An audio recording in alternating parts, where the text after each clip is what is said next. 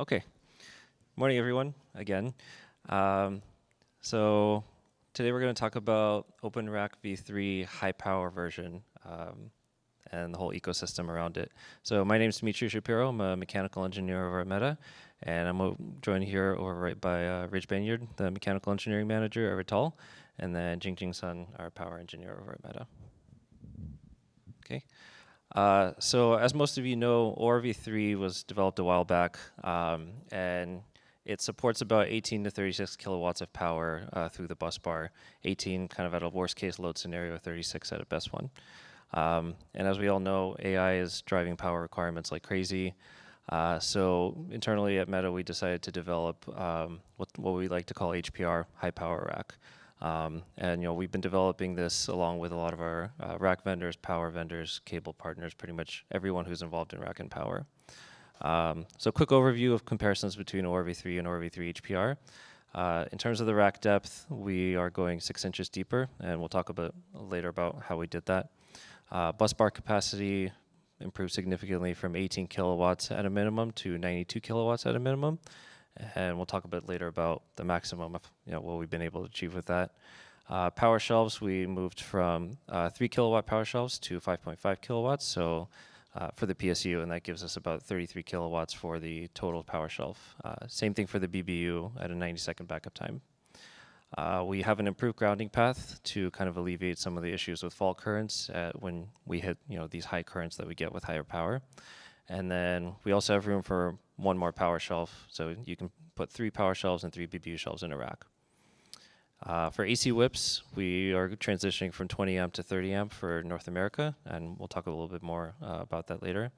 And then in terms of blind mate manifolds, which Glenn and Daryl and the whole team talked about earlier, the rack is compatible with those, but for room for expansion if we need to go to a deeper one later on. Okay, then I'll hand it over to Rich to talk about the rack. Okay, thanks, Dmitry. So the kind of mechanical structure of the HPR rack is relatively simple. So what we've done is taken the standard ORv3 frame as it is, and essentially bolted on a welded extension. So that's going directly onto the back of the rack using the existing mounting points. So the reason for the extension is essentially to support the much deeper buzz bar. So not only does it kind of give it protection, but it's also a good grounding support foot for it. So support top and bottom of the buzz bar. While the extension is bolted onto the frame, obviously that consumes all the mounting points that are on the rear of the rack. These are now replicated in the rear of the extension. So all your standard accessories, security doors, rear door heat exchangers, baying kits, whatever you can use on the standard frame, you can also apply to the HPR rack. So the extension also supports the additional cable whips. So you've got up to 6 AC cable whips. It's got cable management facilities in there, bridge forms that you can tie your cables off to. And there's also a cross brace sort of highlighted there in the image. The reason for this is to mechanically support the structural integrity of the extension. So while the vast majority of accessories are standard, it can be transferred between standard rack and the HPR. The one exception or 2 exceptions is the balk and the torque, so the hot oil, cold oil containment. Because again, it's just the manner in which the extension is mounted, it's consuming those positions. So rather than being mounted directly onto the rear of the frame, it's being fitted on top and directly on the bottom of the frame. So this allows you to maintain the cooling or the aisle containment seals. So if you've got a row of standard racks and then you've got a HPR in the middle, then you've still got like the same sealing efficiencies as though if it was just a full row of standard ORv3s. And again, so the mounting points for the cooling manifolds, the blind mate cooling manifolds, it just mounts directly into the standard frame in the same location relative to the front of the rack. Another benefit of having the extension is the fact that you can then use sort of deeper manifolds in future, higher volumes, whatever's required for your cooling needs.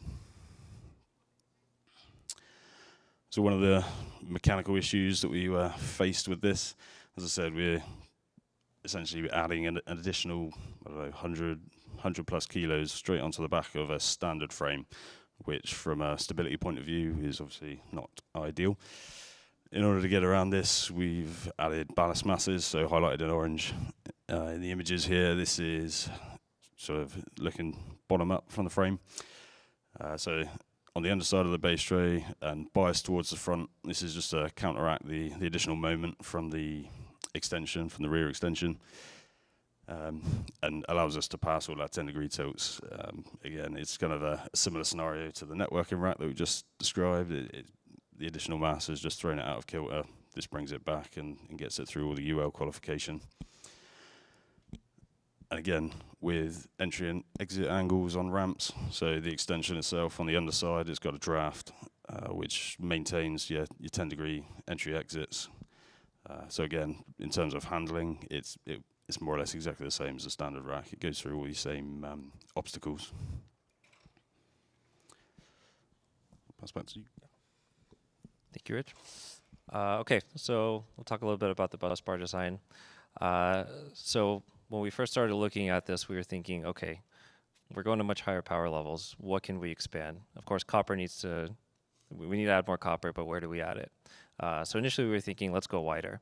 But then after talking to a lot of our platform teams, and as well as external platform teams, we realized we have to stick within the existing 35 millimeter width in order to accommodate some of the concerns with SI.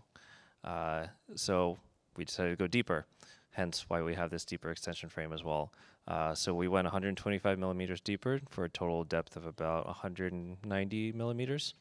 And of course, the addition of extra copper added a lot of extra weight, hence the ballast that were mentioned earlier. So we went from about 15 kilograms to 80 kilograms for this bus bar. And as you can imagine, since it's a much heavier bus bar, we need much more robust mounting features.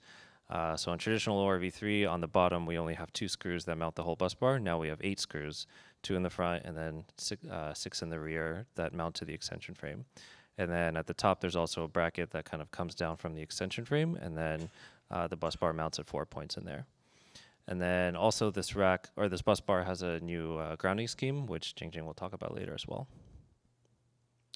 So when we started developing this bus bar, we were also talking to a lot of our bus bar vendors to see if we can do some simulations and see, okay, we have this extra depth, how much power can we get out of it? And then, you know, we made the bus bar. We did a bunch of thermal testing, basically temperaturized testing, where we hooked up electronic loads to the to simulate IT gear in the center, and then power shelves at the top and bottom. So even though we mentioned earlier that you can, you know, we use 3 power shelves for HPR, we wanted to stuff as many as possible in here just to see what's the max power that we can get out of this rack. So we put 2 on the top, 4 on the bottom, 16 loads in the middle, and we were able to get about 155 kilowatts out of that. Of course, in a real-world application, you'll have skin effects, you'll have various impacts from GPU loading, so that number might go down, but from a pure just testing perspective, we were able to get about 155 kilowatts. Okay, and then on the AC whip, so in order to accommodate the larger power from the power shelves, we had to go from a 20 amp AC whip to a 30 amp one for North America. And then for EU, it remained the IEC 309 standard, which is 32 amps. But on ORv3, we had 1 EU plug, now we have 2. In order to not confuse the 2 at the data center, if there's any kind of serviceability as well as at our ODMs, we basically flip the keying on the connector so that if you try to install a 20 amp and a 30 amp or vice versa, you won't be able to do so, and the cable's just going to hit the bus bar. So in addition to that, we had a lot of challenges with, you know, if we're going to 30 amp, we have a new cable standard. Right? So previously we had 12 gauge SOW, which was about 18 millimeters in diameter. And then we were initially thinking to go to 8 gauge per UL 817 standards, which is 9 millimeters higher. And that presents a lot of challenges of routing this through the rack. So even though we have the extension frame, which allows us a lot more room for routing, it's still very difficult to overcome that 90-degree bend. But we were able to determine that we can actually use a type W cable at a 10 gauge standard, which brought us down to 21 millimeters, and that really helped us out with this. And the EU power cord stays the same as I mentioned before. And yeah, this routes along the extension frame, as you can see in the rendering over here. Okay, I'll hand it over to Jingjing.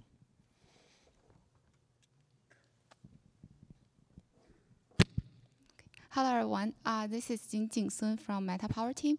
Currently I'm working on the development of the HPR rack, power supply unit, and power shelf development. So today I will give a brief introduction about the HPR rack power design, mainly specifically on some major features. So let's get started with the grounding scheme first. As we know, for the existing ORv3 rack, the rack grounding is on the IT gear side. As a result, we actually have alternative ground current paths. One alternative ground current path is flowing through the IT gear input connector, ground contacts, and also the busbar cage. The second one is through the IT gear mounting rails and the rack frame. Especially for the first current pass, it could potentially overrate the IT gear input connector ground contacts and the power return pins, leading to the overheating issues. So for the existing ORv3 rack, how do we mitigate such overheating issue? We actually defined the different materials for different types of the IT gear input connectors. So for the first type of the IT gear, that's with the non-isolated structure, where the 50-volt return actually is ground tied to the IT chassis. In this case, we will purposely increase the IT gear input connector ground contact resistance by using materials such as steels to increase the contact resistance and reduce the current flowing through it. Well, for the second type of the IT gears, with the 50-volt return path flowing to the IT gears, we will use the copper-based busbar clip to provide a solid electrical contact. So how about the high power rack? As a new design, we actually made several new design changes to avoid such alternative ground paths. Firstly is we actually shifting the rack bonding point to the busbar side. Basically, we will connect the busbar 50-volt return and the busbar cage by using metal blocks. One is on the bottom side of the rack, second one is on the top side. In this way, the busbar cage and the return path is connected, and we actually have the opportunity to remove the IT gear input connector ground contacts. So the second change is we changed the materials of the busbar cage from the aluminum material to low conductivity materials like the steels to purposely increase the contact resistance. This can mitigate the potential ground current flowing through the busbar cage. So the third method is we also create a new SQ of the IT gear input busbar clip without the ground bracket. This is actually enabled by the first method that we're shifting the ground bonding on the busbar side. So for the IT gears with the non-isolated structure, as the 50-volt return is already connected to the IT gear chassis. So in this case, the busbar cage without the ground brackets will be used. And for the second one, the IT gear with the isolated structure, as the 50-volt return is floating from the IT gears. So here we will need to use the busbar clip with the ground bracket to provide the solid electrical connection. Okay, so next I will briefly talk about the high power rack power supply unit, BBU unit, and the power shelves. Here is a quick comparison between the ORv3 power shelf and HPR power shelf. So the size of the shelf is still in 1 OU, so in the same size of the power shelf, while the maximum power output is increased to 33 kilowatts. With each PSU module rated at 5.5 kilowatts. Accordingly, we upgraded the busbar output connector to rated at 700 amp, and we designed a dedicated thermal thermistors to sense the shelf busbar bar clip temperature in real time, and also we set different thresholds to report the alarmings. One feature about the HPR PSU is we actually significantly increased the peak power capability by maximizing the bulky capacitance inside the PSU. So for HPR PSU, it can support the 136% rated power for up to 15 milliseconds, and also 160% rated power for 400 microseconds. This will help to take care of the pulse power from the GPU workload. Okay, so next is about the BBU and BBU shelves. Similarly, the BBU shelves is in the same size as ORv3, and the power rating is the same as the HPR power shelves.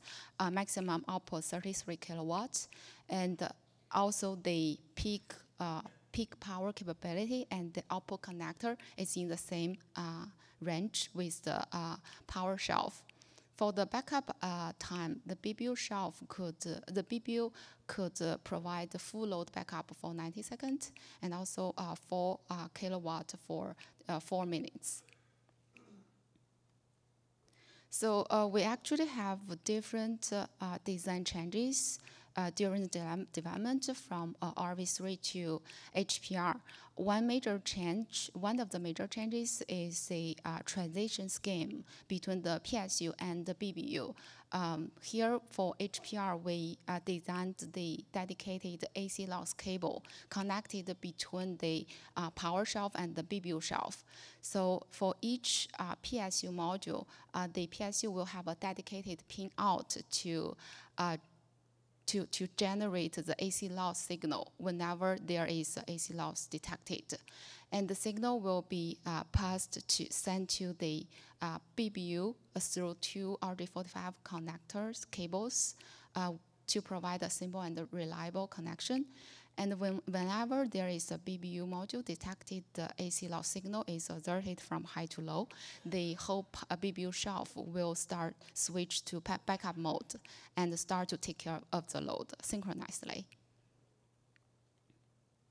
So during the development, we actually found different issues, and to ensure the safe and reliable transition between PSU and BBUs, the timing of alerting AC loss signal and de-alerting AC loss signal is quite critical. So this is the simple illustration diagram. When there is an AC voltage, when the AC input has a AC loss event, the PSU will detect and alert the AC loss signal in around 4 to 5 milliseconds. But the PSU need to have enough hold up energy to continue take care of the load until the BBU could be fully powered up. Here we defined at least 5 millisecond hold up time for the PSU to continue take care of the load.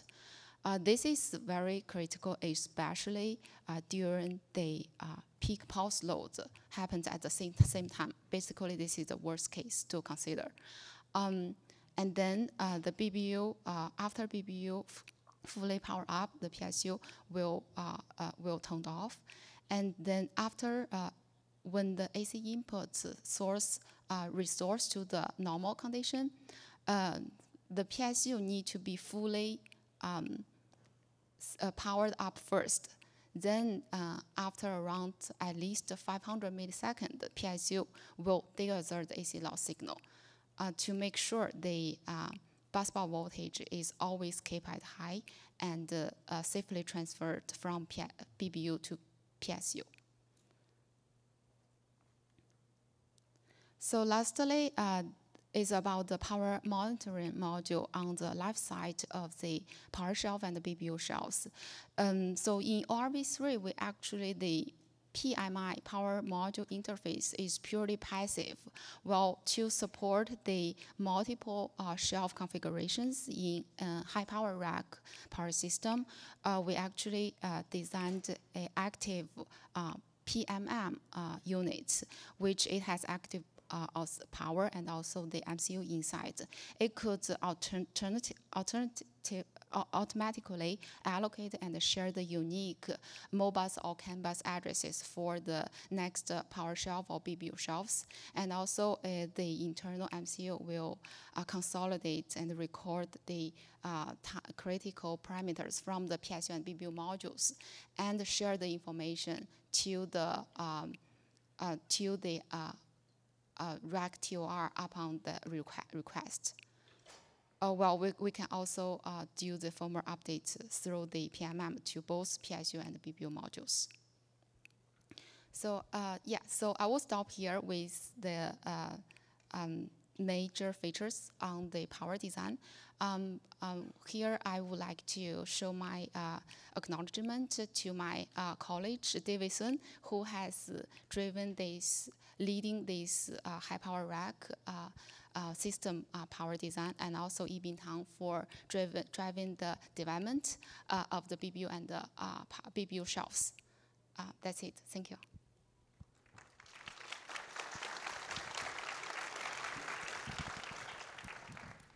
One more thing. So all of our PSU, BBU, and PMM and AC whip specs are in the OCP rack and power wiki. We're still working on the overall rack spec, which we hope to have published within a couple of months.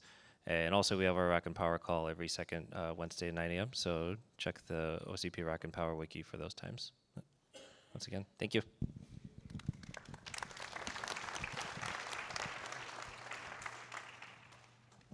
Any questions? This is Zhizhong from Nanowatt. This question, I guess, is for Jingjing. During the transition from the, between the PSU and the BBU, what is the maximum voltage step on the bus bar? Do you have any spec for that? So we actually we designed the same voltage regulation and droop regulation for both the power shelf and the BBU shelf. So during the transition, the voltage is barely, there's no like, the voltage, actually we cannot see any like voltage fluctuations during the transition. But each of the PSU output and the BBU output, you have some tolerance, right? Say if it's a 5%. So one of them can be higher, the other one can be lower. So when they, during the transition, worst case scenario, how much voltage step? The tolerance will not be reached to 5%. Yeah. So you have spec? Yeah, we have spec to, so both the PSU and the BBU module share the same spec for the droop control, for the droop regulation. And also the voltage ripple range.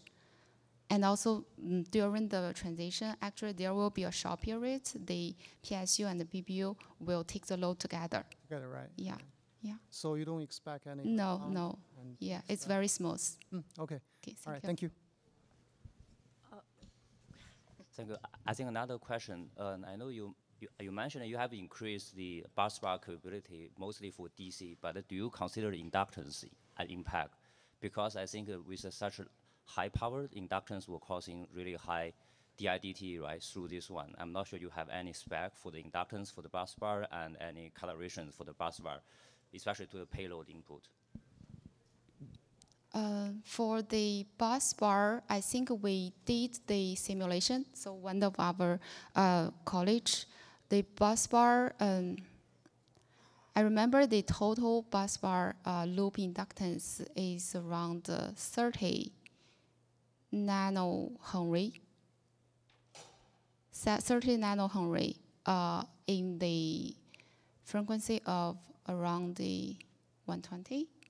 Sorry, I cannot forget. I cannot remember clearly, but it's not quite large. But during the testing, especially the shelf or system integration testing, we do find that if the load connection of the cabling is not designed properly and with the much higher parasitic inductance, this will cause the busbar voltage with higher overshoot and undershoot. Thank you. Yeah, thank you. Yeah, I have another question. I saw you want to put a thermistor on the bar clip connector. What is your temperature threshold you want to monitor or shut off the connector?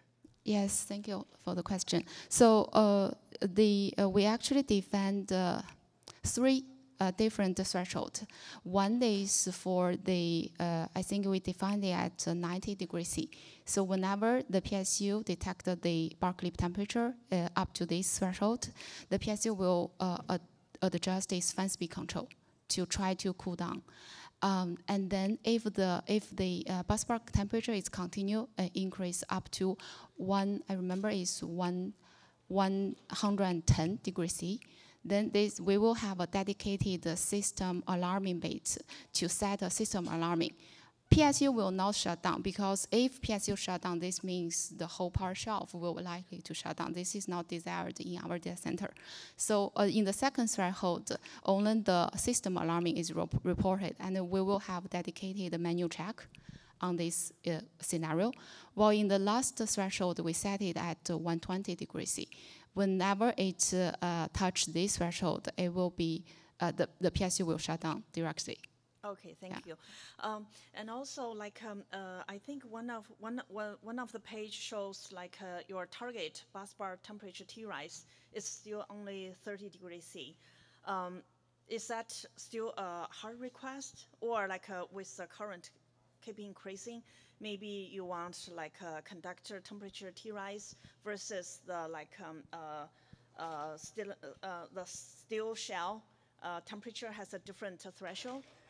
Yeah, so when we did our testing, we're kind of limited in thermocouple positions, right? So when we do the testing, we just assume that busbar temperature is equivalent to connector temperature. We can do some tests where we put thermocouples on the connector contacts as well, and then see what that's like. We do have some simulations where we can kind of correlate what the busbar temperature will be like, as well as the connector temperature based on the busbar temperature. So yeah. Okay, so you. Because I saw you have, you mentioned an 80 kilogram busbar weight.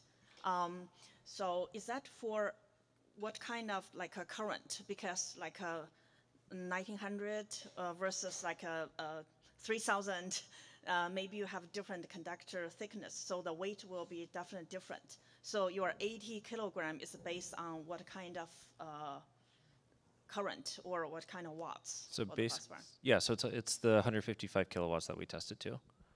So yeah, so about what, 3,000 amps? Yeah. Okay.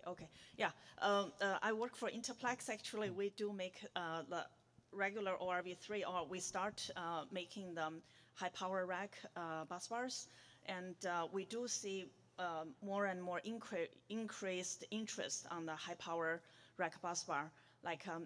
We do looking forward to participate in the early development. Sure.